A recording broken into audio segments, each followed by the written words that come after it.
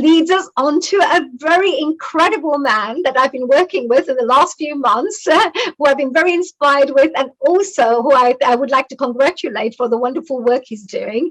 So global namaste and welcome, dear David, onto Healing Our Earth. Thank you. Thank you, honey. I'm very pleased to be here. We are very pleased to always have you here. Actually, I believe that you've been here once before and everybody loved you, which is great. So we're having you back here again to tell us a little bit more about all the work that you do as well. And I would love to do a little introduction before we perhaps start discussing all the questions that I had for you. Have you had a good day so far? Well, I've been 10-pin bowling on behalf of the club, and I can't say I had a good day. I was not last, but I'm afraid I came away with no prizes. Oh, you're a competitive one, are you? We are all competitive. I don't think we should have anybody in the club who doesn't have a leadership instinct, and that means surviving competition. Wow, I love it. So actually, just to let our audiences know that we're actually going to be talking about the leadership roles within Rotary that inspire powerful change. Now, a quick little introduction about our dear David. David is actually a Shropshire born and schooled, and of course, David Johnson is second name. I should really say President David Johnson from the Rotary Club of London. He served an apprenticeship at a telecommunications company in Coventry, graduated with a degree in business studies from Coventry University, and also qualified as a member of the Chartered Institute of Management Accountants. Actually, my background is a little bit of accountancy as well. Now, he has served as a member on the CIMA Council and worked as a management consultant in London and Kuwait as well. He's been working with various quite well-known companies like PricewaterhouseCoopers, is it Cooper, I believe, and Deloitte's consulting firms. And David has also worked as a commercial director of a startup robotics company. This robotics keeps on coming up quite a lot with this group. Now, his business experience includes being a joint owner of a consulting business and director of a dental instrument business. He's a freeman of a liveryman, I hope I'm saying that right, in the City of London, and pioneered and managed a successful government apprenticeship pilot scheme in the City of London. He's the past master of the Worshipful Company of Management Consultants and a Rotarian since 2015. His current role as a president of Rotary Club of London at 2020 to 22 has led him to work on many exciting and charitable projects, as well as community-based projects, and as well as offered a chance to display his great leadership skills, which he has plenty of. And he also gives great tips to others as well, just for your information. Now, today, David will be discussing, as I mentioned, the role of the president, and of course the different roles that are there in the Rotary organization, and of course on top of that how Rotary clubs operate. So it's going to be a really interesting session, and he will definitely be enlightening us about how the whole Rotary structure works. Is that right, David? I will try, though there are people with greater expertise on the call than I, but I'm going to do my best. Well, and they always say we're always in a school of life, they say, right? So we're always learning, and there's never going to be a time when we won't we'll know everything, so it's okay. And David, you're pretty good. To start off with, it would be really good to know, what are your responsibilities as a president, and how does it make you feel being a president of the Rotary Club? Is there a Well, let me start with the responsibilities. There are 35,000 every year. There are 35,000 presidents in Rotary clubs around the world, because every Rotary club has a constitution, and the constitution requires elements of organization. Our own constitution precedes the standard Rotary International constitutions because it goes back to before 1925, our club being formed in 1911. In that, certain responsibilities are applied to a president. For example, the first one I would say is making sure that the Constitution is respected by the club during his year. Secondly, he has to preside over annual general meetings and council meetings and occasionally on other meetings. So you have a presiding role of the president, which you would expect. In addition to that, presidents are expected to be representatives. So every now and again, one will have to stand up somewhere and say, I represent the Rotary Club of London as president. And within the movement, it is significant, and people do look to the president of the club to actually provide guidance from time to time to members. But the responsibilities vary from year to year. Each president, he is there because the club wants him to be there, but each president could well be quite different in their approach to the role, because the clubs require differences year by year. Sometimes you'll need somebody who's going to play a defensive role, sometimes an attacking role, sometimes a conciliatory role, and it is amazing how clubs tend to find the right people at the right time for what they need. So whoever the president is, hopefully he is doing something that the club want him to do, but those could vary widely. Wow, that's really lovely. That's really nice to know that. And that's a very good answer, actually, because it's very true, because it's good to see that every individual is different. Each individual will deal with the same issue in a different way. So, you will have these different, but of course, the rules, like you said, there are certain rules that they follow. But there is always that little flexibility of bringing in their own character and their own vision of how to take the club in a certain direction. And do you find, I mean, from your side, when being a president, because you've had a tough one, because the COVID has been there. It's like in the pandemic, you must have, everything must have been very different, and so many challenges along the way to deal with because of the COVID side. Has it been different, or how has it been for you? Well, of course, my air miles and my road miles are much reduced during COVID. We've had the luxury of staying put and finding people online. That has some benefits, because it means you can communicate internationally at the click of a switch, and some negatives. So when you're coming to find what people really want to do and what members of the club, how they can best contribute, it can be difficult when you're just looking in a binary relationship. Whereas the meetings that we've had since June, you find you can meet people, you can explore what they want and how they can gain from Rotary, as well as how the club can gain from them. Yes. And that is the important point about meeting in person. I think that's a really good point, what you just said. I just wanted to highlight that to the audiences out there who are listening and who are maybe looking into, finding out more about Rotary, is the fact that it's always, the Rotary Club, I've noticed as well, they're always looking at how you could benefit too, and how they can support you to grow to the next level too. It's never about, can you do this for me? Can you get this voluntary work done? Can you put some time into this? They actually really want to help you to grow. I see that, each and every single member wants to see you do better and wants to see, and very supportive, definitely. And do you find that, are there any particular types of, what do you think? Is it important to have a good, of course, everybody knows you have to have good, be a good leader, but are there any types? No, I'm not sure that the word leadership can be a little bit confusing. My view is that every Rotarian is a leader before they become a Rotarian. And so the job, at least my particular interpretation of the job, is to get as much as you can from the leaders, to make sure they give as much as the leaders in the club can give to the club. A little bit of direction, a little bit of consideration, but really you're not there. You're only there for a year. You're there for no time at all.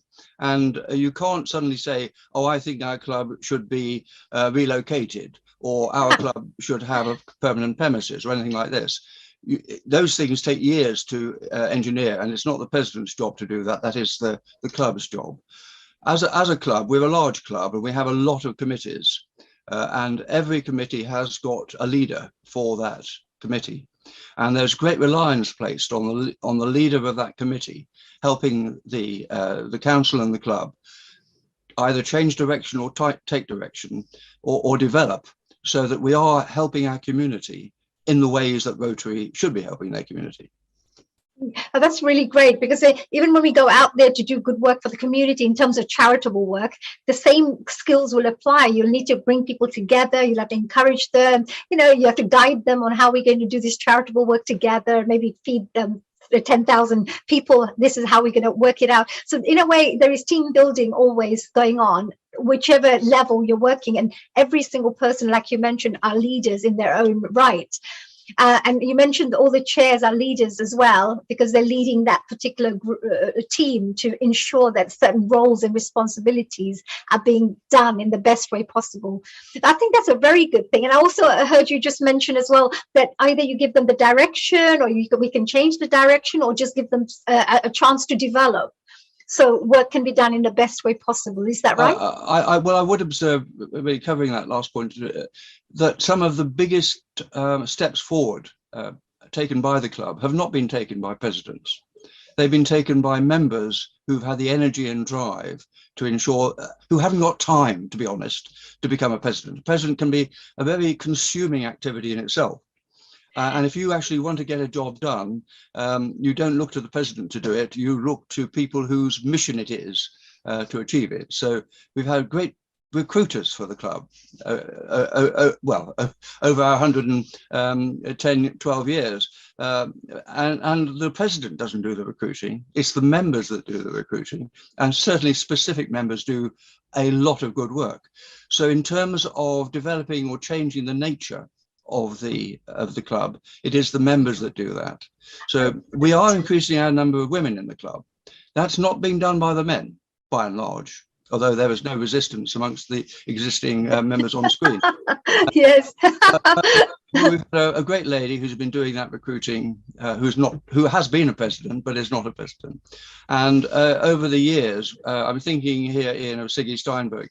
We've had individuals who will tap the very high-profile people on the shoulder and say, join our club. And because of relationships and profiles, we've had very high-profile members join the club, or come and speak to the club. People like Winston Churchill, who we were considering yesterday morning when the club did a tour of the Imperial War Museum war rooms.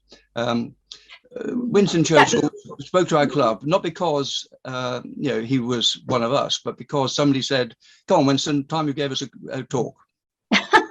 That's amazing. And also the event was great, just to share with our audiences that, it's not just about Rotary Club, it's also about organizing events through the community services chair as well. And they organize these lovely events for people to bond, to get to know each other, to learn new things, to enrich our experience of life. And yesterday we had a fantastic time at the Winston Churchill War Museum. Amazing. And he himself was at the Rotary Club of London. That is really amazing to find out.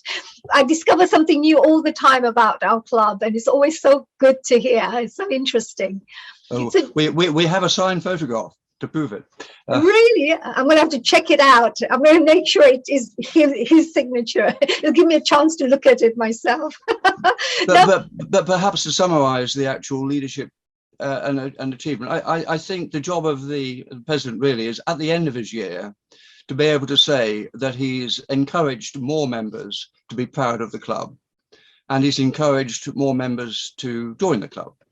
Not necessarily more than a predecessor, but he actually has achieved that, because our objective is for every member to be proud of his or her club, and to want to actually bring other members into it. Absolutely. They all need to become ambassadors, for the club. That every single one is an ambassador. And if you can be the right ambassador for your club, that's the best way possible. That's wonderful. And, there are the organization, the Rotary organization itself is a large, huge organization.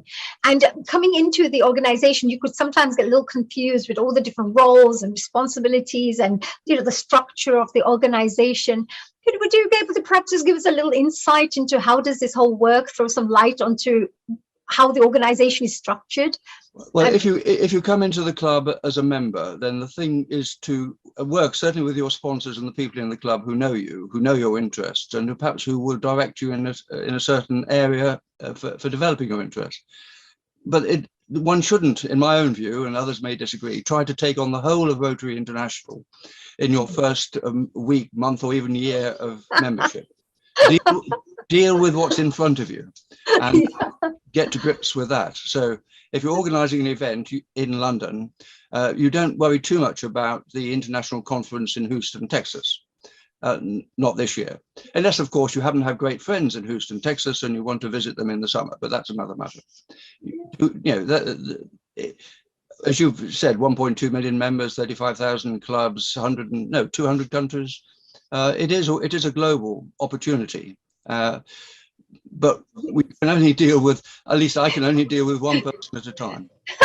That is very true. And actually, the way I see Rotary is this: every new member that comes into Rotary, wherever in any part of the world, and if they get involved in nice, good activities, positive activities, contribution-based activities, then the world will be that little better, you know. So the more members we could perhaps attract into the Rotary, and of course, this is not about forcing people. It's only if you feel this is the right place for you, because I know that the club themselves are very careful with who they bring in. So they have to go through a stringent process as well. There's an application that goes through at the end of the day, and then they go through, they become a member. So all I'm trying to say is that if we had more members around the world in any clubs, it doesn't matter, maybe more good could be done for the world as well, collectively, through our organization. So which is great. I mean, I would say that any prospective member should actually look at the opportunities of various clubs.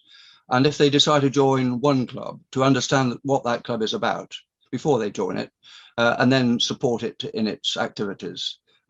Not necessarily just to join the first club you trip over, because there's so much choice. In London, we have so much choice in particular, over 60 odd clubs, over 60 very good clubs in London. Yes, absolutely. That's very true as well. Yes. I mean, I use normally a dance example. If you went to a dance school, you don't just go through the first one. You check 2-3 schools out and you see which one you feel most comfortable with or you connect with, and then you would go through that. That's a very good. Honey, it's simpler than that. If you find that honey is the teacher, then you join that dance school.